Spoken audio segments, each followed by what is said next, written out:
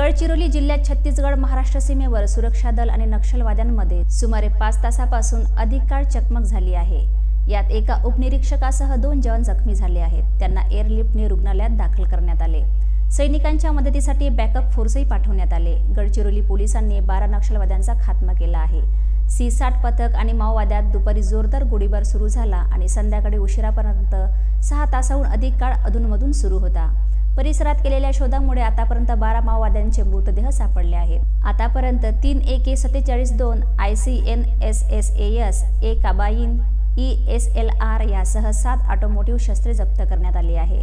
जखमी उपनिरीक्षक सतीश पाटील हे महाराष्ट्राच्या C60 दलाचे शिपाई आहेत। त्यांच्या डाव्या खांद्याला गोळी लागलेली आहे। महाराष्ट्रातील कांकेर आणि गडचिरोलीच्या जंगलात ही चकमक झाल्याचे सांगण्यात येत आहे।